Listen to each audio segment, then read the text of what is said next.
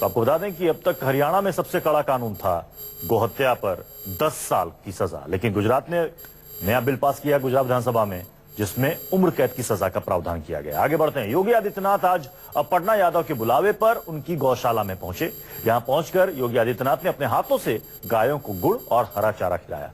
कान्हा उपवन के नाम से यह गौशाला लखनऊ के सरोजिनी नगर इलाके में है। गौशाला को अपर्णा यादव का एक एनजीओ ही चलाता है। अपर्णा यादव जीव आश्रय के नाम से एक एनजीओ चलाती हैं। ये एनजीओ अपर्णा पिछले करीब 4 सालों से चला रही है। एनजीओ की मदद से लावारिस गाय, भैंस और कुत्तों को कान्हा उपवन में लाया जाता है और वहां पर इनकी देखभाल की जाती है। इन्हीं को देखने के लिए आज सीएम योगी आदित्यनाथ कान्हा उपवन पहुंचे थे, जहां पर उन्होंने गायों को चारा खिलाया। आपको याद होगा अभी पिछले ही हफ्ते प्रतीक यादव और अपर्णा यादव दोनों पहुंचे थे सीएम योगी आदित्यनाथ से मिलने के लिए और उनको न्योता दिया था इस गौशाला में आने के लिए।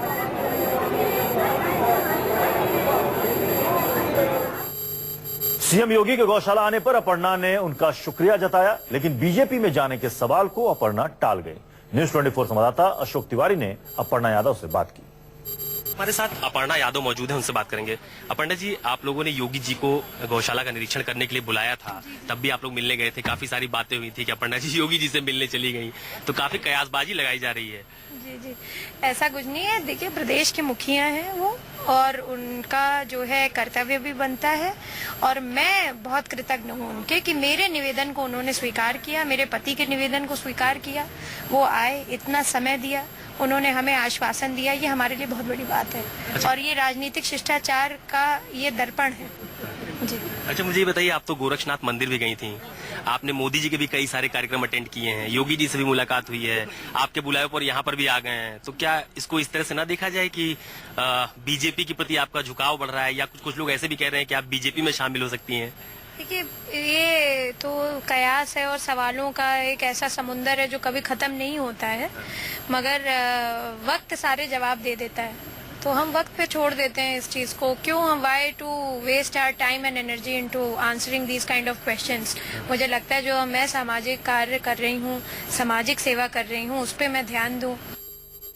इस वक्त हमारे साथ प्रतीक यादव जी मौजूद हैं। योगी आदित्यनाथ इन्हीं के बुलावे पर कान्हा उपवन में निरीक्षण के लिए आए थे। प्रतीक जी, मुझे बताइए कि आज जो पूरा दौरा हुआ, मैंने देखा कई जगह रुक रुक कर योगी जी जानकारी भी ले रहे थे, क्या बात हो रही थी? देखिए, उनको हम लोगों ने आमंत्रित किया था यहाँ पे। ये जो कान्हा उपवन जो है, ये जीवाश्रय गौशाला जिसको इसको चलाता है, ये पिछले 5 वर्षों से यहाँ पे गौवंश को बचाया जा रहा है, रक्षा की जा रही है और उपचार किया जा रहा है, उनका भरण पोषण हो रहा है। और यहाँ पे जितने भी आप जानवर देखेंगे सब रेस्क्यूड हैं। तो क्योंकि योगी जी की एक ये पहल रही है कि गौवंश को बचाना है, तो मैं जब उनसे पहली बार मिलने गया गेस्ट हाउस में, तो मैंने उनको बताया कि इस तरह की एक हमारा एक इस तरह का संकल्प है, तो आप उसको आके देखें, प्रसन्नता होगी आपको। तो वो आज वो आए थे और उनको आके यहाँ पे बहुत खुशी हुई।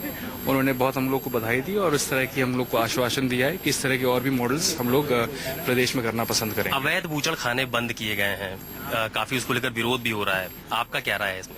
मेरे ख्याल से बहुत अच्छा हुआ, क्योंकि अवैध काम तो कुछ भी हो, कभी होना ही नहीं चाहिए।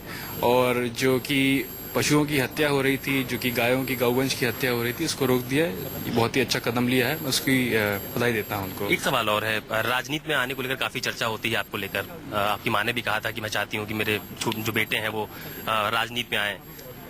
राजनीति में मैं नहीं आऊंगा। मैं पहले भी कम से कम 1000 दफे कह चुका हूँ, राजनीति में मैं नहीं आऊंगा।